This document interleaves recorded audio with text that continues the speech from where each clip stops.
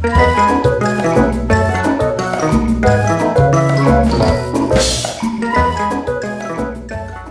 there, it's JL, your Barnes & Noble movie guy, with this week's pick for what you should be watching.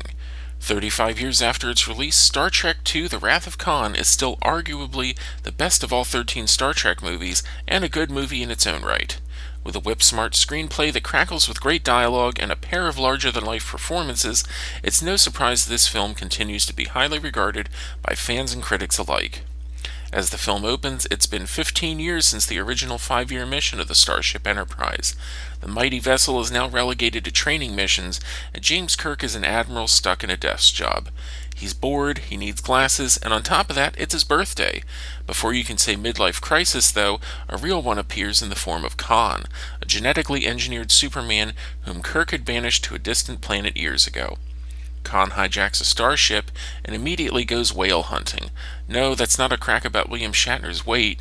Rather, Khan is playing Moby Dick the home game, where he's Captain Ahab and he really wants to stab at Kirk from Hell's Heart. What follows is an epic cinematic battle of wills and egos, made all the more impressive when you consider that Kirk and Khan are never in the same room together.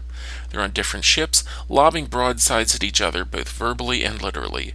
In this regard, Wrath of Khan owes more to classic submarine movies like Run Silent, Run Deep and The Enemy Below than it does to its sci-fi contemporaries. William Shatner gives one of his best performances here, imbuing Kirk with enough bravado and daring-do to remind us of how Kirk was in the original series, while tempering it with the pain and regret of someone who's realizing his best years may be behind him. Here, I have to tip my hat to director Nicholas Meyer for being able to rein in Shatner's hammy tendencies and show us a Kirk who's human, flawed, and still heroic. Roger Ebert once said that a James Bond film is only as great as its villain, and if we apply that rule to Star Trek movies, they don't get any greater than Ricardo Montalban as Khan. To a certain generation, Montalban was the guy from Fantasy Island who extolled the virtues of rich Corinthian leather in your Chrysler, but he was also an excellent actor, and in Wrath of Khan he leaves it all in the field in a fiery performance that's big enough to fill the screen without ever going over the top.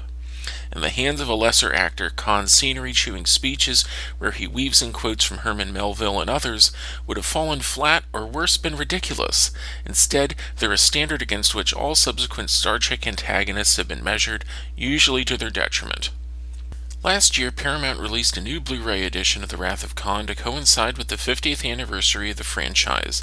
This Blu-ray is made from a beautiful new 4K remaster that corrects the strange bluish tint that was present in the 2009 remaster. It also includes the theatrical and director's cut versions of the film, plus a boatload of special features. Whether you're a die-hard Trekkie or someone looking for a fun film to watch, this is a great addition to your collection, and the price is right too. Now through Father's Day weekend, the Blu-ray version of The Wrath of Khan Director's Cut is 30% off list price, plus an extra 10% with your Barnes & Noble membership. That's my pick of the week, Star Trek II: The Wrath of Khan. This is JL, your Barnes & Noble movie guy, reminding you that I have been, and always shall be, your movie guy.